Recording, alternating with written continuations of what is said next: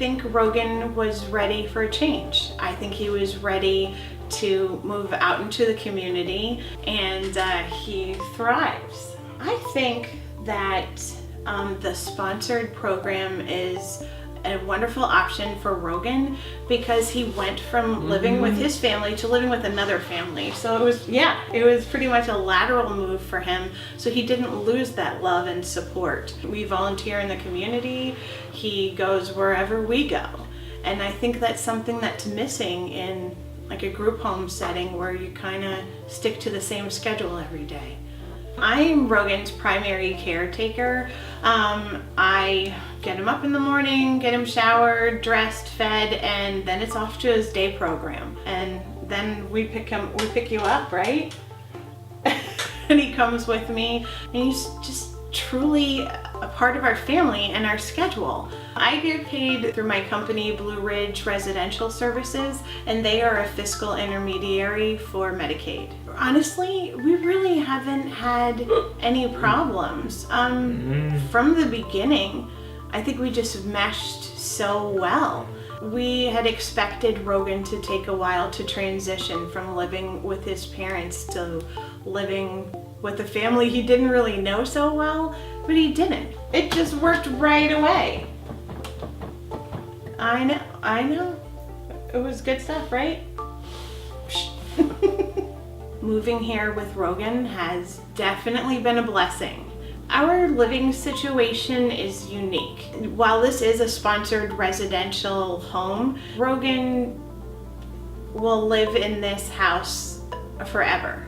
This is his forever home. My landlord is Rogan's parents, who are really like an extension of our family. You know, it isn't that typical relationship. It's, yeah, this is going on with the house, but guess what Rogan did today? As a sponsor, I need to keep the house up to code, in that I need to make sure that there isn't anything that might be a hazard to him.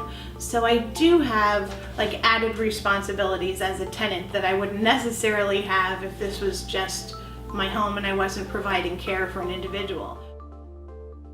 We started looking at this because we didn't want Rogan to have to go through multiple traumas multiple times.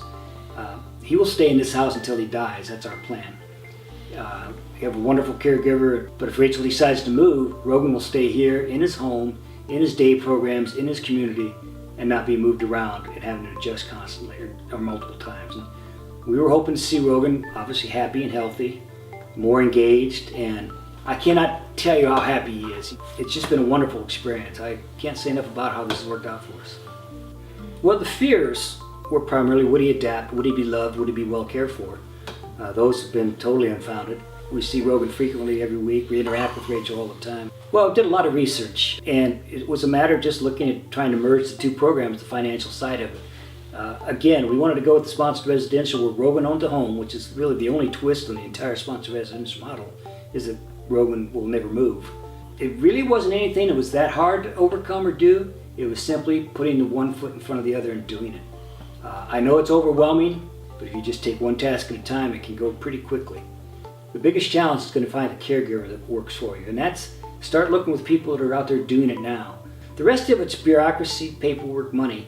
And in terms of getting support, Rogan waited to get an ID waiver, but once he got it, that was just a matter of working out the paperwork also. Well, it's very simple. This is a rental property. This is owned by an LLC for both insurance liability and protective purposes and being able to pass it down. I'm a typical rental landlord. If the plumbing goes out, something breaks, we put on a new roof, put in new windows. Now, obviously, money is not what drives this situation. The idea is Rogan could be here 30 years. Do it sooner. You raise a child, and with a normal child, the child leaves. Raising a disabled child is a tough road to go anyway. The reason I say for Rogan sooner, he's happier. I honestly believe he's happier. He was not unhappy, but I think he's much happier now than he was with us, mainly because he's so stimulated. He's so much more stimulated now. He does so much more now. He's excited about everything. Well, communicate is the key phrase, and I think nothing of calling Rachel at reasonable hours with a question, a text. It's really a matter of not being afraid to ask the questions, not being able to talk. I don't think Rachel's afraid to ask us anything. We're certainly not afraid to ask Rachel anything. You know, it's our responsibility as his parents and guardians, and it's her responsibility as a caregiver to say, well, what about this? What do you think of that? And so far it's been incredible. I can't say enough about Rachel and her family, how accepting and loving they've been towards Rogan. It's been a dream. And she'll send us pictures of Rogan's doing something, either unique or fun, or when he's having a good time, which is a lot. So I think it's really the standard ode, you gotta talk, you gotta talk, you gotta talk. I often tell people, and this is a bit of an exaggeration, Rogan was happy and he existed. Now he's happy and he lives.